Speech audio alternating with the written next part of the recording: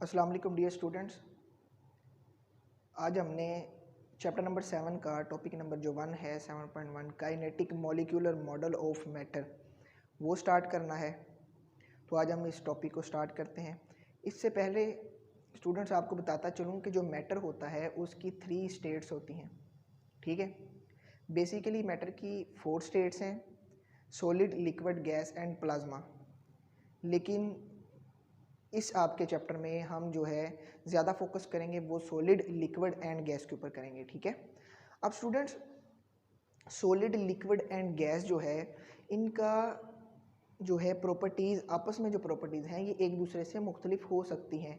यानी कि जो सॉलिड है उसकी एक ख़ास किस्म का वॉल्यूम और एक ख़ास किस्म की शेप होती है, जबकि जो लिक्विड है उसका वॉल्यूम तो होता है लेकिन शेप नहीं होती। इसी तरह अगर हम लिक्विड और गैस को कंपेयर करें तो मेरे पास जो गैस है उसकी ना तो शेप होती है ना एक ख़ास किस्म का वॉल्यूम होता है। वो जिस भी कंटेनर में हम उसको पोर करते हैं वो उसकी उतने वॉल्यूम के मुताबिक उसमें फिल हो जाती है। ठीक है, अब स्टूडेंट्स इसी चीज़ को मज़ीद बेहतरीन तरीके से डिस्क्राइब करने के लिए आपका टॉपिक जो है आपकी बुक में kinetic molecular model of matter.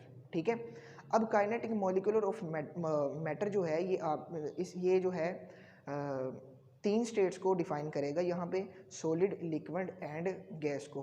Plasma की सिर्फ मैं आपको डेफिनेशन बताऊंगा।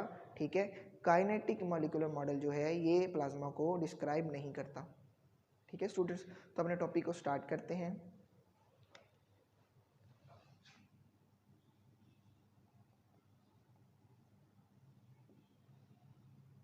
सेवन पॉइंट वन मेरा टॉपिक है काइनेटिक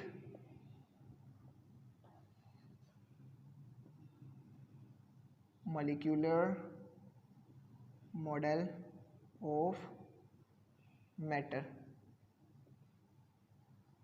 अब students kinetic molecular model of matter जैसा कि मैंने आपको बताया 3 स्टेट्स को डिस्क्राइब करता है। तो मैं स्टार्ट करता हूँ सबसे पहली स्टेट से। पहली स्टेट मेरे पास जो है सॉलिड की है। किसकी है? सॉलिड की है। इससे पहले स्टूडेंट्स जो हमारे पास काइनेटिक मॉलिक्यूलर मॉडल के जो फीचर्स हैं वो 3 हैं। ठीक है, वो आपके पेज नंबर 145 का जब टॉपिक जो स्टार्ट होता है वहाँ पे लिखे हुए हैं, 3 हैं। सबसे पहले आपने ये देखना है कि जो हमारे पास मॉलिक्यूल है वो क्या होता है। मॉलिक्यूल जो है, जो मेरा मैटर है वो छोटे छोटे पार्टिकल से मिल के बना होता है, उसको हम कहते हैं मॉलिक्यूल। ठीक है, इसका हो गया एक फीचर। दूसरा फीचर ये है कि जो मॉलिक्यूल है कंटिन्यूसली वाइब्रेट करते रहते हैं, मूव करते रहते हैं। ठीक है, तीसरी बात ये है कि जो मेरे पास मॉलिक्यूल्स हैं ये एक दूसरे को अट्रैक्ट करते हैं। ये 3 फीचर्स हैं, वहाँ पे बुक पे लिखे हुए हैं, आप उनको वर्ड टू वर्ड वहाँ से याद कर लीजिएगा। ठीक है स्टूडेंट्स, अब जो है टॉपिक का नाम था काइनेटिक। जिस तरह आपने काइनेटिक एनर्जी में पढ़ा कि कि काइनेटिक जो होता है, kinetic is related to the movement. ठीक है, यानी कि अगर मैं कहता हूँ काइनेटिक एनर्जी तो मैं कहूँगा जो वो एनर्जी है जो कि किसी बॉडी की मूविंग की वजह से आती है। और पोटेंशियल एनर्जी के बारे में हमने ये पढ़ा था जो उसकी पोजीशन की वजह से आती है। ठीक है ना, तो इसी तरह इसमें मूविंग हो रही है, तो मॉलिक्यूल्स आपस में मूव कर रहे हैं। ठीक है, वो कैसे करते हैं? वो अपने मेन पोजीशन के गिर्द ही मूव करते हैं।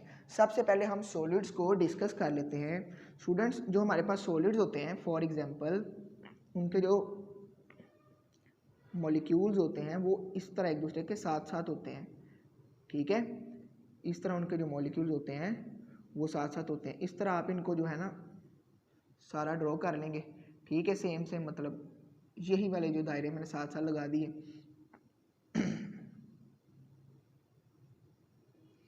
तो अब इनकी डिस्कस करते हैं इनको।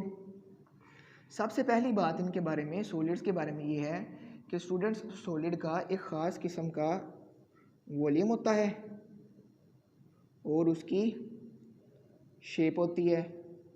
ठीक है, वॉल्यूम और उसकी शेप होती है। सॉलिड्स कौन से? फॉर एग्जांपल मेरे पास सॉलिड जो है आप इस तरह कह लें कि स्पून है, मेरे पास लेड पेंसिल है, ये सॉलिड्स। इनके जो पार्टिकल्स होते हैं, मॉलिक्यूल होते हैं, ये एक दूसरे के करीब होते हैं। एक दूसरे के करीब होने की वजह से इनकी जो अट्रैक्शन है आपस की हाई होती है। क्या होती है? अट्रैक्शन इनकी हाई होती है। ठीक है, आपकी बुक में जो टॉपिक लिखा हुआ है मैं उसमें से मेन जो चीज़ें हैं, पॉइंट्स हैं, वो मैं आपको निकाल के यहाँ पे बता रहा हूँ। ठीक है उनका जो वॉल्यूम है और उनकी शेप होती है, अट्रैक्शन उनकी हाई होती है। इसके अलावा स्टूडेंट जो मेरे पास सॉलिड होते हैं उनके पार्टिकल्स एक दूसरे के साथ वाइब्रेट करते हैं, लेकिन उनकी फोर्स ऑफ अट्रैक्शन आपस में ज़्यादा ही होती है। ठीक है, इसके बाद दूसरा मेरे पास है लिक्विड। क्या है? लिक्विड। लिक्विड के बारे में देखते हैं कि लिक्विड के जो आपस में पार्टिकल्स होते हैं वो एक दूसरे के एज कंपेयर टू सॉलिड ज़्यादा करीब नहीं होते। एज कंपेयर टू सॉलिड वो ज़्यादा करीब नहीं होते। अगर वो ज़्यादा करीब नहीं होते तो एज कंपेयर टू सॉलिड्स उनकी आपस में जो अट्रैक्शन है वो ज़्यादा स्ट्रॉन्ग नहीं होती। ठीक है, उनकी अट्रैक्शन जो है वो ज़्यादा स्ट्रॉन्ग नहीं होने की वजह से, पहली बात यहाँ पे हम लिख लेते हैं कि इनका एक ख़ास किस्म का वॉल्यूम होता है। ठीक है, इनकी जो शेप है वो होती है अकॉर्डिंग टू कंटेनर। ठीक है ना, मतलब कि जिसमें आप उसको पोर करेंगे उसी के मुताबिक इसकी शेप हो जाएगी। ठीक है स्टूडेंट्स, इसके बाद जो मैं आपको बता रहा था कि लिक्विड में एज कम्पेयर टू सॉलिड इनकी फोर्स ऑफ जो अट्रैक्शन है वो कम होती है। ठीक है, लेकिन इनकी फोर्स ऑफ अट्रैक्शन कम होने की वजह से इनकी अट्रैक्शन आपस में, लेकिन ये एक दूसरे को पुश तो करते हैं, लेकिन ये इनकी जो है आपस में फासला कम होने की वजह से ये एक दूसरे के ऊपर से स्लाइड ओवर कर जाते हैं। यानी कि ये वाला मॉलिक्यूल इसके ऊपर से फिसल के आगे चला जाएगा, तो एक मॉलिक्यूल जब दूसरे के ऊपर से जाएगा फिर दूसरा उसके ऊपर से गुजर जाएगा, तो इस तरह से लिक्विड जो है वो मूव करता है। ये चीज़ जो है मॉलिक्यूल एक दूसरे के ऊपर से गुजरने की वजह से लिक्विड को मूव करने में मदद देती है। इसलिए जो लिक्विड है उसकी जो शेप है वो अकॉर्डिंग टू कंटेनर हो जाती है। वो अपनी मूविंग के लिहाज से कंटेनर की शेप के मुताबिक अपनी शेप बना लेते हैं। ठीक है, अब आते हैं हम गैस की तरफ। Students, gas for example air जो है इसके पार्टिकल जो हैं as compared to solid and as compared to liquids ये इतने ज़्यादा करीब नहीं होते, बल्कि एक दूसरे से दूर दूर होते हैं। ठीक है, लेकिन इनमें आपने थोड़ा सा कुछ इंपॉर्टेंट पॉइंट्स हैं वो देखने हैं, और ये मूव करते रहते हैं। ठीक है, यानी कि ये मूव करते रहते हैं। ये मैंने वैसे ही बना दिया है कि पता चले कि ये मूव कर रहे हैं। ठीक है, स्पीड से। तो यानी कि इनका, अगर मैं गैस की बात करूं तो मेरे पास जो गैस है उसका no specific shape and volume, इनकी नो स्पेसिफिक शेप होती है और नो स्पेसिफिक वॉल्यूम होता है। स्टूडेंट्स, ये जो हैं गैस के पार्टिकल्स जो हैं ये हाई वेलोसिटी से मूव करते हैं। क्या करते हैं? हाई वेलोसिटी से मूव करते हैं। तो मूव विद हाई वेलोसिटी। ठीक है स्टूडेंट्स, तीसरी बात है इसमें बहुत अहम जो है वो ये है कि ये बहुत हाई वेलोसिटी से मूव करते हैं। तो इसका मतलब है जिस कंटेनर में, जिस बंद सरफेस के अंदर इसको हम एंटर करेंगे ये उनकी दीवारों को पुश करेंगे।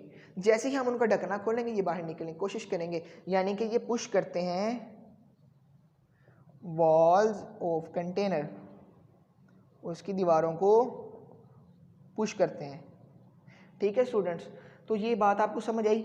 यानी कि मैंने आपको kinetic molecular model of matter में आपको डिफरेंट जो है एग्जांपल्स के ज़रिए और अलग अलग से समझाया कि सॉलिड की क्या प्रॉपर्टीज़ होती हैं, लिक्विड की क्या होती हैं, गैस की क्या होती हैं। अब आते हैं स्टूडेंट्स प्लाज्मा की तरफ। जो प्लाज्मा है मेरे पास,